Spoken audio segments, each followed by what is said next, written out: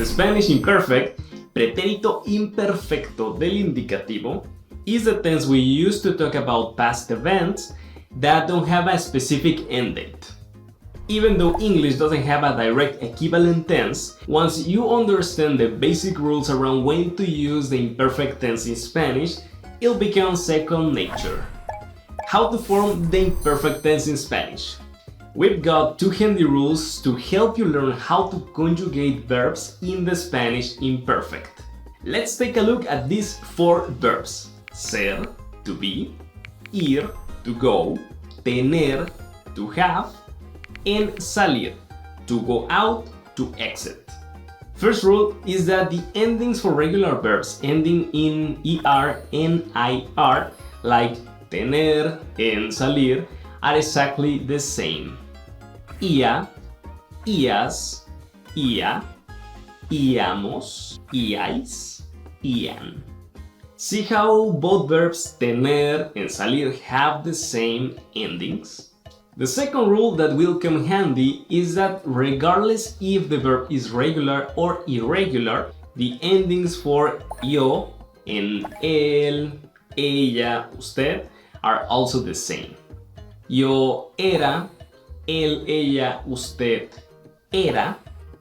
Yo iba, él, ella, usted iba. Yo tenía, él, ella, usted tenía.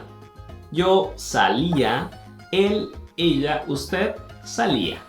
Remembering these two rules will significantly reduce the amount of endings you need to memorize. When to use the Spanish imperfect? 4 golden rules.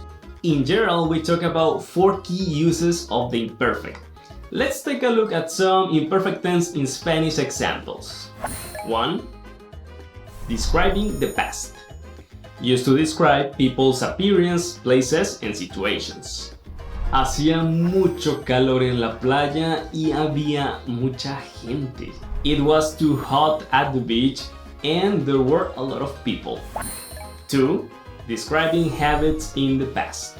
The same way we use the present tense to talk about habits or routines that are happening right now, we use the Spanish imperfect tense to describe those habits or routines in the past. Top tip: if you're describing an action that you used to do, you'll need to use the imperfect in Spanish.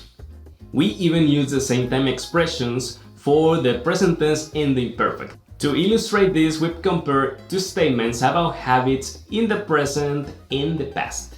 For example, siempre tomo café por las mañanas. I always have coffee in the mornings.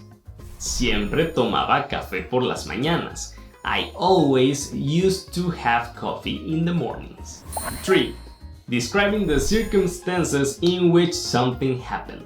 The imperfect is commonly used to describe events that give context for another event. Llegué tarde a trabajar porque el metro no funcionaba. I was late for work because the underground wasn't working. 4. Describing an action in progress in the past. When we are talking about an event in progress that gets interrupted, we use the imperfect for the event in progress and the simple past tense for the action interrupting it. For example, picture yourself on the way to the cinema and then, suddenly, you see your good friend Juan walking towards you. Me encontré con Juan cuando iba al cine. I bumped into Juan when I was going to the cinema. So, when deciding whether to use the imperfect, remember to ask yourself, do I know when the action started or finished exactly? Is there a clear beginning or end? Did it happen only once at a specific moment in time? If the answer to these questions is no, you will definitely need to use the imperfect. Now you know how and when to use the imperfect. There's only one thing left to do. Get some practice with imperfect tense in Spanish. If you like this video and you want to see more content like this on Busuu, don't forget to subscribe and give it a like.